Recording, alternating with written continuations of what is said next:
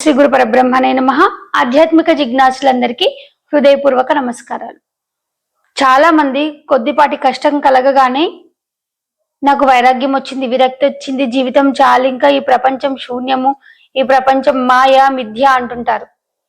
చిన్న చితక బాధలు రాగానే విరక్తి వచ్చి వైరాగ్యమే, ఆ విరక్తినే వైరాగ్యం అనుకుంటారు. అంటే తాత్కాలిక వైరాగ్యాన్ని శాశ్వత వైరాగ్యం అనుకుంటారు. కానీ దుఃఖం వచ్చినప్పుడు వైరాగ్యము, సుఖం వచ్చినప్పుడు వైరాగ్యం లేకుండా ఉండడం కాదు. వైరాగ్యం అంటే ఏంది ఫస్ట్ తెలియాలి. వైరాగ్యాన్ని చూసుకుంటే తాత్కాలిక వైరాగ్యాలు ఉంటాయి.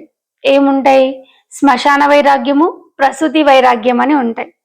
శ్మశాన వైరాగ్యం చూసుకున్నట్టయితే ఎవరైనా చనిపోయినప్పుడు మనం వాళ్ళ అంత్యక్రియలకు వెళ్ళినప్పుడు, అరే ప్రతి మనిషి జీవితం కూడా ఇంతే కదా, ఎవరైనా ఎప్పుడైనా పోతాం, నేను కూడా పోతా, మనం అందరం పోతాము, ఎప్పుడో ఒకసారి పోవాల్సిందే కదా, ఇంతే కదా జీవితం, వస్తాయి మన వెనకాల? ఆస్తిపాస్తులు వస్తాయా, బంధాలు వస్తాయా, పిల్లలు వస్తారా, ఏమొస్తాయి, ఏం రావు కదా అని కొంచెం వైరాగ్యంతో మాట్లాడుతూ ఉంటారు.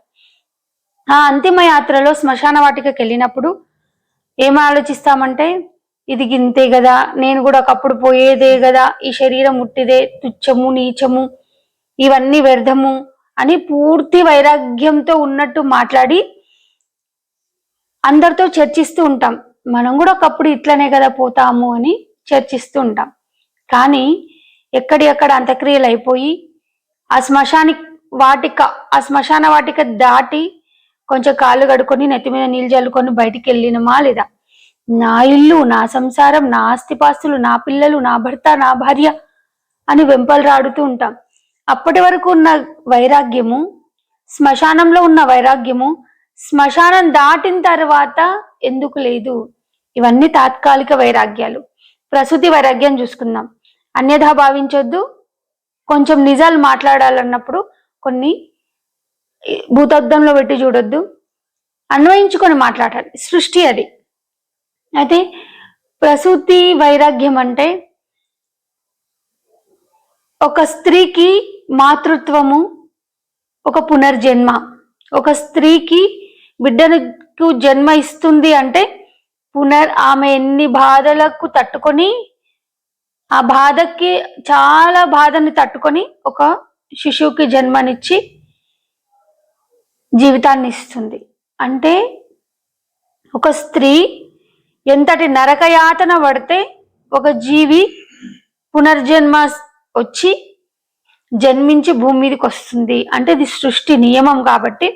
కానీ అప్పుడు ఆ స్త్రీ ఏమనుకుంటది? ప్రసూతి సమయంలో, ప్రసవించే సమయంలో ఏమనుకుంటది అంటే, నాకు ఈ సంసారం వద్దు, ఈ భవబంధాలు వద్దు, ఈ భర్త వద్దు, ఈ సంసారమే వద్దు అని ఆ స్త్రీ, ఆ మాతృమూర్తి అప్పుడు రోధిస్తూ ఉంటది.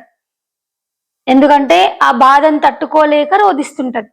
కానీ ప్రసూతి జరిగిన తర్వాత, బిడ్డ జన్మించిన తర్వాత, శిశువు ప్రపంచంలోకి వచ్చిన తర్వాత, ఆ శిశువుని చూసిన తర్వాత ఆ స్త్రీ, ఆ మాతృమూర్తి ఏమవుతుందంటే అనురాగానికి లోనై ముందు పడ్డ కష్టమంతా మర్చిపోయి మళ్ళీ లాలసతో, ప్రేమతో ఆ నవజాత శిశువుని హృదయానికి అద్దుకుంటుంది. అంటే అప్పటి వరకు ఉన్న వైరాగ్యం ఏది? తర్వాత ఆ దుఃఖంలో ఉన్నప్పుడు వచ్చిన వైరాగ్యము, మళ్ళీ ఆనందంలో వైరాగ్యం ఉండదు, వైరాగ్యం పోతుంది. అప్పుడు ఏమనుకుంటుంది ఆ స్త్రీ ప్రసూతి సమయంలో? నాకు సంసార సుఖాలు వద్దు, ఇంకా నాకు చాలు, నేను మళ్ళీ తప్పు చేయను అని అనుకుంటది. అనుకున్నప్పుడు మళ్ళీ శిశువు జన్మించిన తర్వాత, మళ్ళీ ఆ పరంపర, ఒక బిడ్డకు జన్మనిచ్చిన తర్వాత, ఆ బాధపడ్డ తర్వాత కూడా ఆ వైరాగ్యం అయిపోయిన తర్వాత మళ్ళీ ఇంకో బిడ్డకు కూడా జన్మనిస్తుంది. అంటే ప్రసూతి సమయంలో అంత బాధ ఉంటది కాబట్టి ఆమె క్షణిక వైరాగ్యానికి లోనై మళ్ళీ ఇది చెయ్యను నేను అనుకుంటది. కానీ అసలైన వైరాగ్యం ఏంటి? అసలైన వైరాగ్యం రావాలంటే ఏం చేయాలి? అసలైన వైరాగ్యం సిద్ధిస్తే వాళ్ళు ఎలా ఉంటారు ఇప్పుడు తెలుసుకుందాం. అసలైన వైరాగ్యము జ్ఞానం ద్వారానే వస్తుంది. అది శాశ్వత వైరాగ్యము. ఈ చిన్న చిన్న బాధలు వచ్చినప్పుడు, చిన్న చిన్న దుఃఖాలు వచ్చినప్పుడు, ఇది తుచ్చం, ఇది నీచం అనే వైరాగ్యాలు వస్తుంటాయి. అవి శాశ్వత వైరాగ్యాలు కాదు. మళ్ళీ ఆనందం వచ్చినప్పుడు ఈ వైరాగ్యాలు పోతాయి. మరి శాశ్వత వైరాగ్యం ఎట్లుంటదంటే జ్ఞానంతోనే మాత్రమే శాశ్వత వైరాగ్యం వస్తుంది. ఎలా వస్తుంది? సాధన పూర్వకంగా మనస్సుని నియంత్రించి మనస్సును అమనస్కం చేసి ధ్యానాది క్రతువులు చేస్తే, అంటే ధ్యానం గురుముఖత అందిన జ్ఞానంతో జ్ఞానయజ్ఞం చేస్తూ, అంటే సాధన చేస్తూ తన లోపల ఉత్పత్తి అయిన తన లోపల నిక్షిప్తంగా ఉన్న జ్ఞానం మేలుకలోకి వచ్చినప్పుడు ప్రబోధ సమయం అంటారు. అందుకనే జ్ఞానము ప్రజ్ఞానం వరకు వచ్చినప్పుడు, ఆ ప్రజ్ఞానము అహం బ్రహ్మాస్మి స్థితికి వచ్చినప్పుడు, అహం బ్రహ్మాస్మి స్థితి ఈశావాస్యమిదగం సర్వం సర్వం సర్వం కల్విదం బ్రహ్మ అనే స్థితికి వచ్చినప్పుడే సరైన వైరాగ్యం ఏర్పడుతుంది. అంటే ముందు నేను నుంచి అహం రాహిత్యమయ్యి, అహం రాహిత్యమైన తర్వాత అయమాత్మ బ్రహ్మ అహం బ్రహ్మాస్మి అనే స్థితికి ఎదిగి, అహం బ్రహ్మాస్మి స్థితి నుండి సర్వం కల్విదం బ్రహ్మ, ఉన్నది మొత్తం సచరాచరం భగవత్ స్వరూపమే నిండి ఉంది, సర్వం అదే ఉంది, బంధాలు లేవు, ఈ కష్టాలు లేవు, ఈ నష్టాలు లేవు, ఏవి లేవు, ఉన్నది పరమాత్మే అనే ఒక జ్ఞానం ఆ సాధకుడికి వస్తుంది. సాధకుడికి వచ్చినప్పుడే ఆ జ్ఞాన సమక్షంలోనే పూర్తి వైరాగ్యం సిద్ధిస్తుంది. ఎలా సిద్ధిస్తుంది?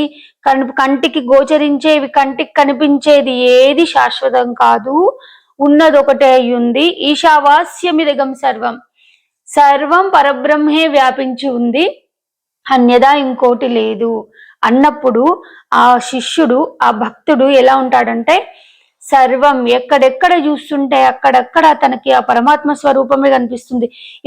ఒకసారి ఆలోచిద్దాం, వైరాగ్యం ఎలా సిద్ధిస్తుందో తెలుసుకున్నాం. సాధన చేస్తే జ్ఞానం వస్తుంది, జ్ఞానం ద్వారా వైరాగ్యం వస్తుంది.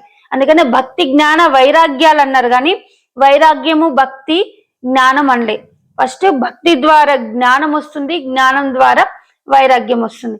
ఆ వైరాగ్యం వచ్చిన భక్తుడు ఎలా ఉంటాడంటే, సుఖ దుఃఖాలు వచ్చినప్పుడు రెండుటిని సమన్వయం చేసుకుంటూ, ఇది నా ప్రారబ్ధ రీత్యా వచ్చింది, నా ప్రారబ్ధం వల్లనే నా కర్మ ఫలితాలు ఇలా ఉన్నాయి, నా శరీరం ఉన్నన్ని రోజులు కర్మలు చేయాలి, కర్మలన్నీ కరిగిపోయిన తర్వాత ఈ శరీరం ఒక క్షణం కూడా ఉండదు, ఇవన్నీ వస్తున్నాయి పూర్వజన్మ వాసన వల్ల, అంటే పూర్వజన్మ ప్రారబ్ధం వల్ల నాకు ఈ బాధలు వస్తున్నాయి, సుఖాలు వస్తున్నాయి అని జ్ఞానంతో ఉంటాడు.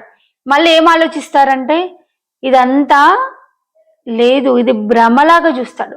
సుఖాన్ని, దుఃఖాన్ని, ప్రపంచాన్ని అన్నిటిని ఒక భ్రమలాగా చూసి, భ్రమేనాహం బ్రహ్మేనత్వం బ్రహ్మేనోపాసకాజిన భ్రమే ఈశ్వర భావత్వం బ్రహ్మమూలమిదం జగత్ అన్నట్టు ఆ శిష్యుడు, ఆ భక్తుడు, ఆ గురువు, సత్శిష్యులు, సద్భక్తులు, సద్గురువులు ఆ విధంగానే వైరాగ్యంతో ఉంటారంటే, చూసేదంతా నిత్యం కాదు, అనిత్యం, చూసేదంతా పరమాత్మే అన్నప్పుడు అక్కడ పూర్తి వైరాగ్యం ఉంటుంది. ఏంటంటే ఈ బంధాలు లేవు, ఈ ప్రపంచమే లేదు, ఈ సుఖ దుఃఖాలు లేవు, ఉన్నదొకటే భగవత్ స్వరూపము, అంతటా ఉన్నది, అన్ని జీవరాశులలో ఉన్నది ఆ భగవత్ స్వరూపమే అని ఒక నిశ్చితమైన జ్ఞానానికి వస్తాడు. కాబట్టి అదే పూర్తి వైరాగ్యము. పూర్తి వైరాగ్యం ఎవరికి వస్తుందంటే, గురువును చేరి సాధన చేసిన సత్శిష్యునికి వైరాగ్యం వస్తుంది. ఆ సత్శిష్యుడే గురువై ఇతరులకు బోధించి ఉపదేశం చేసి, ఇట్లా వైరాగ్యం సిద్ధించుకోవాలంటే ఈ సాధన సోపానాలు ఉంటాయి నాయన, ఈ సాధన సోపానాలు చెయ్యు, ఈ సాధన సాధన చేస్తే నీకు కూడా భక్తి జ్ఞాన వైరాగ్యాలు సిద్ధిస్తాయి అంటారు. కొందరు చూడండి, ఆశీర్వాదం ఇచ్చినప్పుడు భక్తి జ్ఞాన వైరాగ్య సిద్ధి ప్రాప్తిరస్తు అంటారు. ఉట్టుట్టిగా క్షణమాత్రాన వచ్చే వైరాగ్యాలు కావు, మళ్ళీ సుఖ దుఃఖాలకు లోనుపడి ఉంటాం. సుఖ దుఃఖాలకు అతీతంగా ఉన్న జ్ఞానమే అసలైన వైరాగ్యం. ఆ అసలైన వైరాగ్యాన్ని ఎప్పుడైతే పట్టుకుంటామో అప్పుడే మోక్షము. ఓం శ్రీ గురు పరబ్రహ్మణే నమః. సర్వే జన సుఖినో భవంతు.